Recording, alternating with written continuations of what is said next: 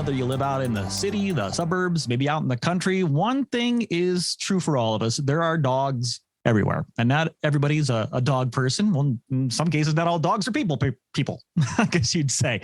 So whether you have a furry friend or not, it's a good time to revisit the legal rules around dog ownership and dog bites, which do happen. And for that, Tom Sinas from Sinas Dramis Law Firm joins us. Hey, Tom. Hey, Todd. How you doing? Good. I own 2 dogs, so I'm hoping I'm following all the rules correctly. What are some of the simple legal rules for dog ownership? Okay. The 2 most basic: license and leash. We have a state law that, of course, requires dogs that are over the age of 6 months to be licensed. And then we also have in that same state law a requirement that dogs cannot be off a leash.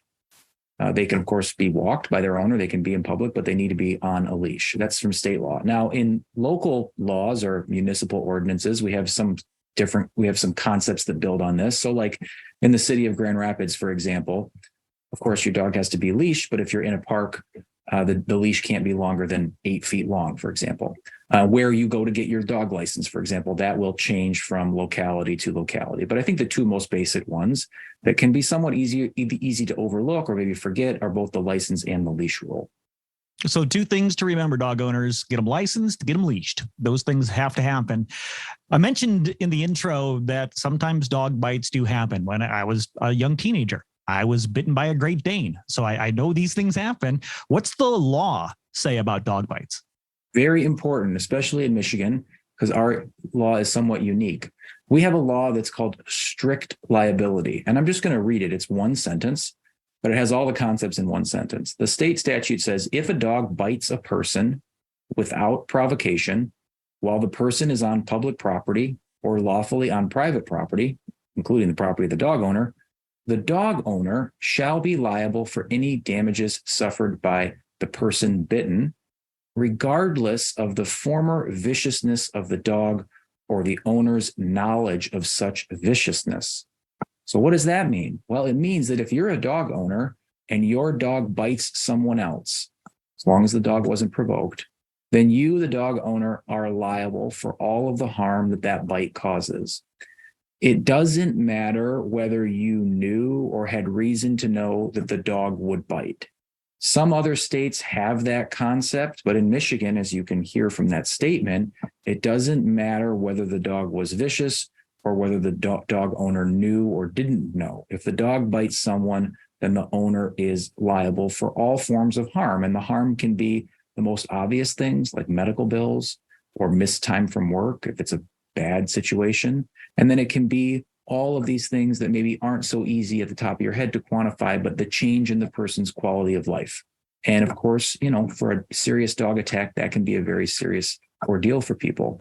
So those are things that dog owners have to be aware of because, of course, you want to make sure that you know of that and that you do what you might be able to do to give yourself some financial protection in the form of insurance if you're a dog owner.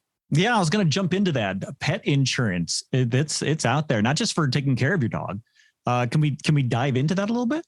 Sure. Most pet insurance, like you mentioned, is insurance like that's health insurance for your dog, and that's likely not going to cover this type of dog bite situation. The most common forms of insurance coverage for dog bites come from a homeowner's policy. And then if someone has an umbrella policy, may come in the form of that coverage as well. Now, of course, here, in order to make sure you have coverage for this through your homeowner's policy, for example, you want to make sure that your insurance agent knows that you have a dog. I think dogs come into people's lives all sorts of different ways, especially over the last few years. And it's easy to have a dog come into your life and then not think, oh, I better let my insurance agent know. You want to make sure that they know.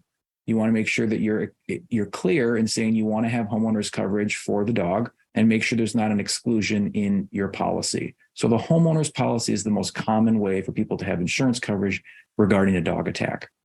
All right, there you go, dog owners or future dog owners. License, leash, and you're liable if they bite. So make sure that you're being safe.